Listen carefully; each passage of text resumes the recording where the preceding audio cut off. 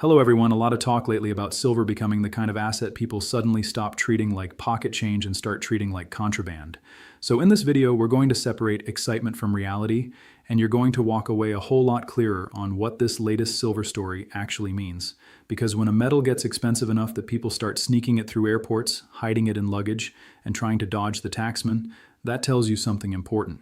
It is Monday, April 20th in New York, and comment below what day and date you're watching from. And real quick, if you value this kind of breakdown, support the channel by subscribing and commenting John AG Best. That lets me know you want more of this. Now, the headline version of this story is simple. Silver went from something a lot of people used to ignore to something authorities are now actively hunting for. Not because silver changed its nature, but because price changed people's behavior. That's always the part a lot of folks miss. Markets don't just move charts. They move incentives, and once incentives move, people move with them. So when you hear about silver smuggling getting busted in a big way, don't treat that like some weird side story that has nothing to do with the market. It has everything to do with the market. In fact, I would argue these stories are one of the clearest signs that silver is no longer sitting in the sleepy corner of the metals world. It has become valuable enough again that crime now follows it. And that's exactly what happened here. Authorities in South Korea say silver seizures in the first part of this year surged far beyond what they were seeing before, and the value taken in those cases climbed into the multi-million-dollar range in local currency terms. That jump came after silver exploded higher over the last year, then cooled off, but still stayed dramatically above where it used to be. In other words, even after the pullback, the prize was still big enough to tempt people into doing very stupid things. Now, I want to pause right there because this is where people start making the story too simple. They say, see, higher silver means more crime. Well, maybe, but not automatically. A high price by itself doesn't create a smuggler.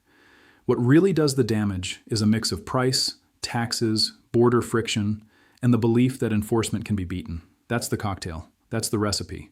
So yes, silver's rise matters, but the tax wedge and the opportunity for undocumented resale matter too.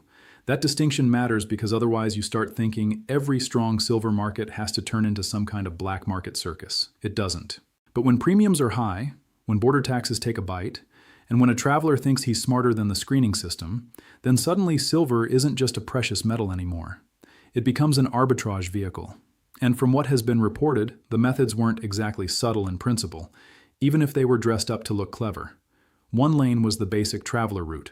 Buy silver elsewhere, physically carry it through an entry point, and hope you don't get flagged. The other lane was disguise. Make the silver look ordinary. Jewelry, household pieces, personal items, things that don't scream bullion at first glance. Not because the metal stopped being metal, but because presentation changes suspicion. At least that's the theory. And then you get the case that really grabs attention. A group of travelers was reportedly caught after repeated trips through a major airport, moving hundreds of kilograms of silver over a long string of entries, with the total value reaching several billion won. Part of it was said to be carried as granules in luggage. And that makes sense from a smuggler's point of view, because loose metal doesn't look like the classic bar people picture in their heads. It doesn't wave a little flag that says, "Hey, inspector, come check me." But even that only works if the people on the other side are asleep. And that's where this gets interesting, because I think a lot of retail buyers still imagine customs screening as if it were stuck in another decade. Like some guy unzipping a suitcase, glancing at a spoon, shrugging, and moving on. That's not the world we live in. Screening systems are better. Pattern recognition is better. Follow-up inspections are better. And once authorities decide a product category is becoming a recurring problem, they don't stay casual about it for very long. That's why I'm skeptical of one popular assumption people make whenever a story like this breaks. They assume that if smugglers tried it, it must mean enforcement is weak. I don't think that follows. Sometimes the opposite is true. Sometimes you hear about the case precisely because enforcement caught up, adapted, and started pulling more of these people out of the line. Recent reporting says authorities there are planning tougher checks on baggage, courier shipments, postal flows, and imaging at points of entry. That tells me they don't think this is a one-off burst. They think elevated silver prices can keep the incentive alive, so the response has to stay active too. Now let's zoom out, because this is where the bigger silver lesson kicks in. For years, a lot of stackers got used to silver being cheap enough that almost nobody outside the community cared. It sat there. It drifted, it had its little bursts, then it went quiet again. And when that's the environment, security feels optional, urgency feels optional, even your imagination gets lazy. You think of silver as valuable, sure, but not the kind of thing that creates a rush for border smuggling, tax evasion, or organized resale channels. That world is gone. Silver had an extraordinary run, and even after a brutal correction from the peak, it's still living in a very different neighborhood than it used to. Based on recent market research, the market is still expected to log another annual deficit this year, which would make several straight years of supply falling short of total demand. At the same time, coin and bar demand has remained strong even while some industrial users started trying to thrift, substitute, or redesign around the higher price. That's not a normal sleepy metals market. That's a market under pressure from both sides. And here's what's wild. The same metal can be telling two different stories at once. On one side, investors look at it and say, this thing is strategic, monetary, industrial, maybe even scarce enough to reprice higher over time. On the other side, manufacturers look at that same price and say, we need to use less of it. That's already happening in solar, where higher costs pushed companies to reduce silver loadings and seek alternatives. So when I say silver is becoming more important, I don't mean every part of the economy loves higher prices. I mean higher prices force everyone to react. And that reaction is the point.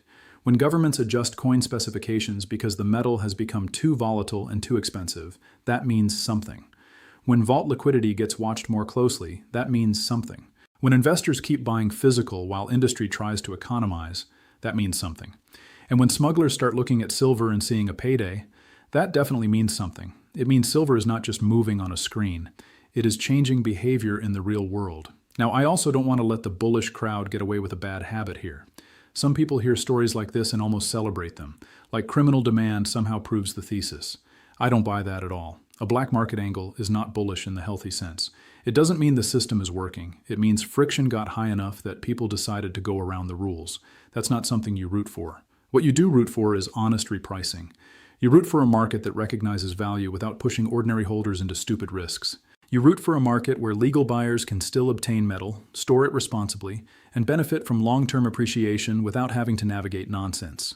That's the version of the silver story you want, not chaotic border games, not tax schemes, not shady off-book deals. Because according to the reported enforcement view, that's the real concern underneath these cases. Not just someone saving a little money on import costs, but the possibility that undeclared silver becomes part of undocumented transactions or money laundering channels once it disappears into the domestic market. And if that's even partly true, you can bet authorities will stay all over it.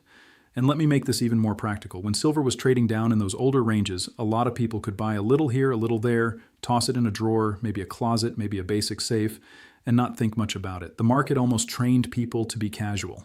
That's what a long, quiet period does. It teaches bad habits because nothing punishes them right away. Then price wakes up, and all of a sudden the same pile that felt like a hobby starts feeling like an asset. That shift sneaks up on people. It also sneaks up on governments. Look around the world and you can see officials reacting to the same basic problem from different angles. In one place, border enforcement tightens because the price makes smuggling more tempting. In another place, import duty discussions flare up because the metal bill gets heavier. Somewhere else, even commemorative coin programs get redesigned because the silver content becomes too expensive and too volatile to leave untouched.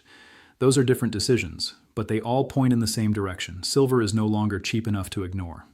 And there's another layer here people should think about. A lot of silver doesn't come from giant primary silver mines alone. It often shows up as a byproduct from other mining activity. That means supply doesn't always sprint higher just because price has a moment. So when demand gets sticky, whether from investors, industry, or a rush of physical buying, the market can stay tighter than people expect. That's one reason silver tends to act so calm for a while and then completely lose its mind. It doesn't need a perfect storm. It just needs enough pressure in the right places at the wrong time. Now, does that mean silver has to go straight back to the highs? No, absolutely not. In fact, one of the healthier things about this market right now is that some of the mania already got wrung out. The price backed off hard from the spike. Liquidity improved compared with the tightest moments. Some industrial buyers started adapting. That's not a dead market. That's a market trying to find a more sustainable level after scaring everybody half to death. And frankly, that may be better for long-term holders than a non-stop vertical move that invites even more chaos. So if you're a stacker, the mature response is not to fantasize about disorder, it's to get organized. So let's talk about the lesson for actual stackers. First, buy legally. That should go without saying, but apparently it doesn't, so I'm saying it anyway. There's a difference between smart tax planning and criminal evasion. Those are not the same thing. Don't blend them together in your mind just because both involve money. One is lawful, the other is a fast way to turn your silver story into a very bad court story. Second, think harder about storage than you did when silver was cheap. Because when price rises, two things happen at the same time. The upside gets bigger, yes, but the temptation for thieves gets bigger too. And most people are emotionally prepared for the first part and completely lazy about the second. They'll spend all day arguing over where price goes next, and almost no time asking whether their own setup is intelligent. Keep it private, keep it boring, keep it difficult to access if someone shouldn't be accessing it. A good safe helps, good concealment helps. Offsite options can help if you've actually done the homework and trust the arrangement. The point is not to be dramatic. The point is to stop thinking like silver is still sitting at yesterday's price. If you're successful, share your success story in the comments so others can stay motivated. And one more thing, don't assume the correction means the story is over. From recent market updates, silver is still far below that spike high from late January, but it also remains miles away from the old price regime many longtime buyers remember. That matters psychologically. Once a market shows people what it can do, the old mental anchors weaken. And when those anchors weaken, behavior changes for investors, for industry, for governments, and yes, for criminals too. And don't underestimate the social side of this either. Once a market becomes dinner table conversation again, more eyes show up. More tourists, more opportunists, more bad actors, more hype, more bad decisions. That doesn't weaken the metal. It simply means silver has crossed back into relevance, and relevance always attracts attention from both disciplined buyers and undisciplined chasers. Your edge is not excitement. Your edge is clarity, patience, and lawful behavior. So the dark side of the silver surge is not just that a few people got caught moving metal through an airport. It's that higher silver has entered a new phase where value is being recognized by everybody, including the wrong people. That's the real takeaway. Not panic, not celebration. Recognition. Recognition that silver is expensive enough now to trigger tighter enforcement. Recognition that taxes and price dislocations can create ugly incentives. Recognition that industrial users, governments, investors, and criminals all respond differently when a metal stops being cheap. And recognition that if you hold silver, you need to act like you hold something the wider world now cares about again. That doesn't mean silver is broken. It doesn't mean the thesis is dead. And it definitely doesn't mean you should do anything reckless. It means the metal has gravity again. And when something has gravity, stories start orbiting around it.